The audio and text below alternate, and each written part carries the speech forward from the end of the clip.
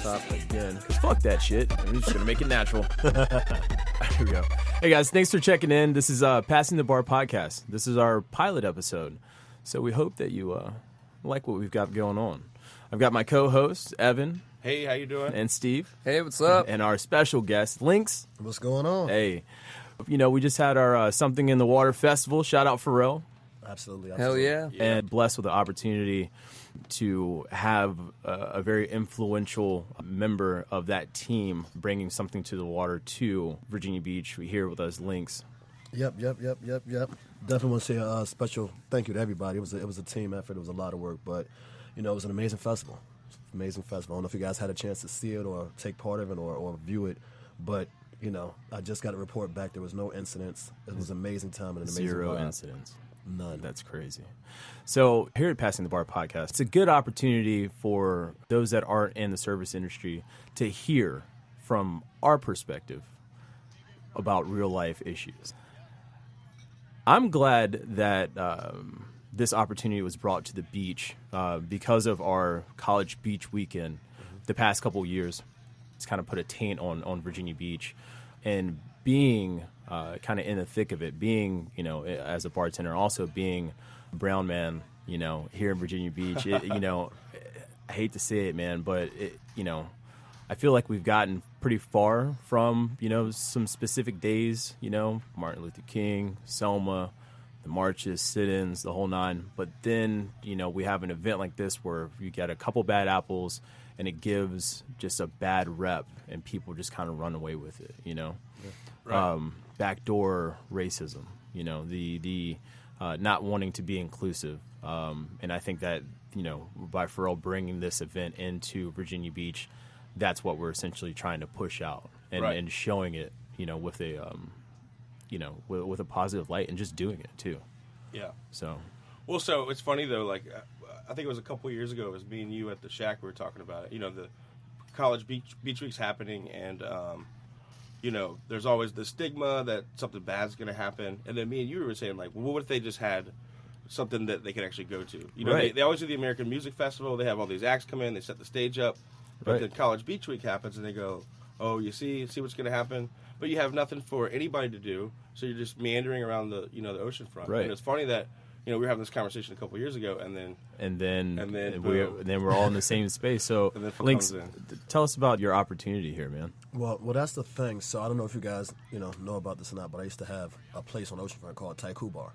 Oh, okay. So this would have been our third year in business. We had it for one, did construction, so it was my third year in business. So it was myself, another individual, and at the time he was a council member, Bobby Dyer, who's now our mayor. Yep. Mm-hmm. So we used to have symposiums every week and just converse. So Beach Week has been going on for a while. Right. But it was the last 5 years or so that kind of had that bad connotation on everything. And we said the same thing you guys were thinking. Like, if you gave me free will to do whatever I wanted to do, I'm going to try it the first year. Second year, I'm going to taste the waters a little bit more. 3, 4, and 5, I'm going to act a fool. Right. And the reason we close so much is because if you're out drinking for free, by the time you get to our establishments, you're not spending money and you're already inebriated. Right. And that responsibility, as you guys know, it's falls on Oh, yeah. Right. So you're drunk before you get to me. Right. But yet, I get held responsible for it. Right. And I'm not making any money. So that was the thing. We just wanted to come up with some type of event that would still allow us to be open, give them something to do, give them some direction, and still be profitable for everybody that's a business owner down there. Right. So when I first addressed it to him, I said we should do something like a Coachella. So when I made that statement, I meant, let's start off small. I know I should be a lot more. And then grow organically. It'll get bigger, don't you worry. All the time. Sometimes I gotta be a little bit more specific. Yeah. So it was like we need to do something small in my head and then, make it big. Because we did it with a Virginia artist, and let's just say one more major headline. If something were to happen, it wouldn't be national news. It'll just be like, the person from Virginia, I'm from here, I'm used to this. The other person like, all right, well, it was a small incident, but nothing too crazy. Right. But when the idea was presented to Pharrell, he thought the complete opposite. And honestly, I'm glad he did now. I'm glad he did, because what he brought here is an East Coast Coachella. Yeah. It's never been done before. And the way the acts were, how they came up was just phone calls. He called them. He personally called them. That's it. And It wasn't like, Live Nations was involved in the project. It wasn't like they reached out, was like, hey, what's your schedule? Pharrell picked up the phone and called every artist that came out on stage. That's amazing. That's crazy. awesome. Yeah. The hashtag show up was trending, we can put that kind of to everything that we've got going on down here, you know? Yeah. Because like our community down here, and Evan, you've lived here your whole life, right? Oh yeah, I mean, like, there's talent. I mean, and I think that's his idea. Is I mean, he comes from Princess Anne. You know what I mean? He regularly visits there. You know, does his talks with the kids. I mean, he's a positive force here. Yeah. And we're about the same age. I think when I was in my teens, like we weren't in the same skate circle, but we were in passing. You know what I mean? But he was part of that whole skate come up thing. Yeah. You know, I mean, back in like '95. Let's talk about the culture a little bit, Evan. I mean, Virginia Beach. I mean, we're known for a lot of things. Skating's one of them, right? Yeah. Food. Yeah, so I mean, as far as food culture goes, I mean, there's a huge Filipino community here. I'm not Filipino myself. I'm commonly mistaken as a Filipino. Me too. It's just because it's such a large, Filipino population. If you're Asian, then you're probably Filipino in Virginia Beach, and they always ask you. Yeah. But because of that, though, we have this, great, Filipino culture as far as food goes. It is such a diverse, because of the military and everything like that. You have such a transient group of people. It's a melting pot. Right. Yeah. There are just a lot of different types of people here. Yeah. You know what I mean? Mm-hmm. Yeah. And I think that is what was kind of the greatest thing about this event, because we pulled different artists from everywhere. We pulled different people from everywhere to bring us all here together for essentially a Virginia Beach Woodstock. Yeah. Steve, so you come from the West Coast. Yeah. I lived in San Diego for about 5 years. Been bartending kind of all over the country. I bartended in Chicago, Ohio, San Diego. Did some clubs downtown in San Diego, some voyeur action, some flux. Yeah, bring it on. Yeah. And now I'm in Virginia, and I got to tell you, I mean, going with what you guys were saying, I absolutely love how our diversity makes it beautiful. Yeah. I love our town. Mm-hmm. You know what I mean? I did a stint. I've been bartending for over 11 years. I totally took that desk job in Ohio for a few months. It's hard. And not to, talk smack about Ohio, but the lack of a... No, shit, you it's guys coming are out right. hard. Yeah, you guys are good, man. No, but it was very separated. You know what I mean? You had very black and white, and there was a fine line. And I remember sitting there at home with my wife, and I was like, I refuse to raise my family in this kind of environment. Right. Like, I want exposure. I want an eclectic group of ideas, of art, music, bring that all together. And that's what I think we have here in Virginia. So again, I want to shout out to Pharrell again for bringing this to here, to the city. Yeah. It was beautiful. It went well. I haven't heard anything negative. Well, I can say this about, so the stigma and people having their opinions about what's going to happen this week. I mean, you look on your social media, your Facebook page. I've seen people talk about, some of those people I should get rid of off my, Facebook altogether. They got to go. But they're like, I got my head to the police scanner, just waiting for something. It's like, why are you doing that? Exactly. What's the point? Yeah. You're just waiting for something to happen. You want this like self-fulfilled prophecy situation. Yeah, I mean, you go in with that mindset, you're going to find it. And, you know what I mean? I love to say that all those people were completely proved wrong and they've lost. The infrastructure that we had with the security and with the police, I mean, it seemed pretty tight, man. The game plan was so great. So, this was a Live Nation event as well. So Live Nation had their own security team. So everybody you saw, which I think was brilliant too, because everybody, for the most part, that you saw checking badges and VIP and all that stuff, didn't know anybody from here. So you couldn't be like, yo, you're my boy. You're right. That cut back, and we specifically said that, have security, be security, but don't give them, get security from here because we want to employ people from here as well. Right. But let them do security that they don't let people in. And it's no disrespect to that. It just takes the pressure off of everybody. Right. If you don't know me, you can't be like, yo, dude, just look out for me. I can easily tell you no. Right. And then they collaborated so well with the city of Virginia Beach. They talked to the police chief. The person that was in charge of their security actually was the former chief of police of Virginia Beach. Oh, that's awesome. Yeah, so it's like, you have the chief of police currently, you have the former chief of police running over the security there. Right. And just at the end of it, we all just looked at each other like, we pulled it off. Yeah. We pulled it off that last time because, the biggest problem is when people are letting out. Yeah. Right. Yeah. So, I mean, Where are you going? I mean, What are you doing hey, after? look, here's 1,000 people, right? Yeah. And go. Crowd too. I mean, again, like sadly, I was on the other side of the hotels. I didn't see any of the crowd really, but I was making drinks for everybody. But I saw them coming off off the beach, and it was just perfectly fine. Everybody was calm. Yeah, you were between the entrance, the VIP entrance, and also the main entrance for general admission. Like, so, like, what was the temperature like down low? So again, like Friday, we had a great crowd in there, but the storm came through. There was nothing you could do about that. But the crowd that was in there had incredible energy.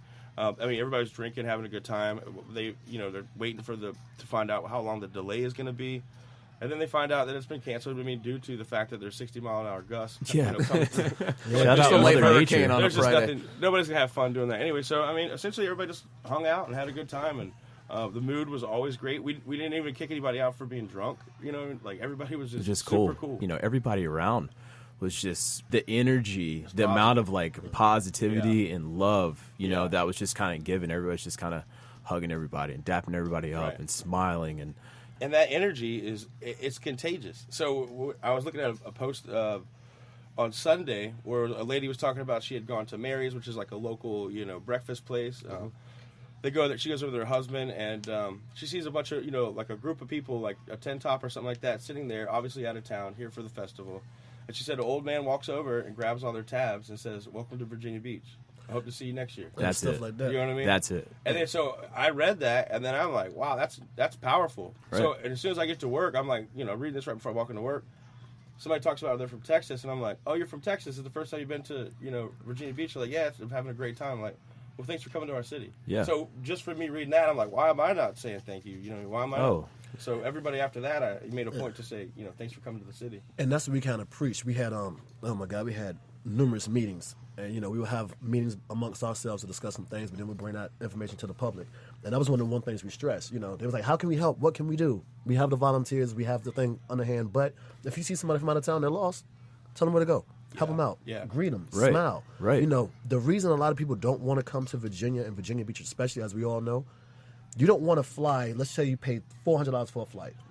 Then you get a rental car. Right. And then before you even hit the ocean front, you get a speeding ticket. Oh yeah. Yeah, Right. yeah, Yeah. It's like, what makes you want to come back to this place? Right. yeah. So, we spoke about that when it came to police. We're like, look, let's show them it's a great city. Yeah. I had Yeah. people come in here that have never been here. I had Ebro from Hot 97. Yeah. Right. I've been trying to get him to come to Virginia Beach for the past 10 years. Right. Yeah. He won't do it. Yeah. He landed. I had the little go-karts and the buggies and everything in the ocean front. We're cruising up and down the strip. He's like, yo, man, how much is it for a place out here? Right. Like, Yeah. Well, here, have That's it. Like, know, ooh, that's I a love it. conversation now. Yeah, Right. yeah. When Yeah, people you like see what it, you it's see? like, he saw the people showing him love. Yo, hey, bro, what up? He's like, the grass is green down here. Like, Yeah. Right. Yeah, it's sure. a beautiful area, but before people were viewing us, and it's no disrespect to West Virginia, Right. it's just people were viewing us in the same connotation. Right. Oh, like, yeah. we're slow, we ride horses. And Right. I'm like, no, Virginia Beach is actually a great city. Right. Right. Yeah. We're up and coming. We're in the middle. He's like, yo, this is better than Miami. Ooh. Ooh. And I mean, Ooh, You you know. heard it here first, folks. exactly. So, what this event has done has opened up the doors for everything else to come down here Right. now. Right. Yeah. We've had conversations with the NBA. Sick. They wanted to bring us, we got 100 rated. Yep. NBA, NFL, all the athletic leagues have given us that. Yeah. But they wanted to see what we can do. Right. And before, we briefly spoke about this earlier, the old money didn't want it to happen. Right. And I hate to say it, because a death is unfortunate, but they're dying off. So Yeah. that's why the city has reached out so much. We Yeah. need some ideas, Yeah. I can honestly disperse some information. It was one point that the Navy contracts were going to leave us. Yeah. Oh, wow. And then what do we do after that? Yeah, we Right. need something else. We can't just stay focused on they're going to support us for the rest of the time. Yeah. So that's when this conversation started to happen. It's like, Right. okay, look, they were able to pull them back this time, but next time what's going to happen? Right. So, we have these avenues. I can honestly say secretly, I was just talking to some people last night. We do have a meeting with a very big organization, I'm going to call it that, Perfect. to do something down here that would be Major. major. Right. I Yeah. felt that. Oh yeah. Did you guys feel that? Yeah, yeah. So- I felt That's it. My crazy. pants got a little tighter there. So, and with that, with that conversation, we brought it up again. Yeah. Pharrell needs to be involved in that. Oh, Yeah. 100%. It's in an industry that has nothing to do with him. Right. Right. Okay. But because he did this, let's show that. Paving the And way. he's such a positive influence too. Yeah. You know, Right. he's always that positive influence. Like that's a role model. Yeah.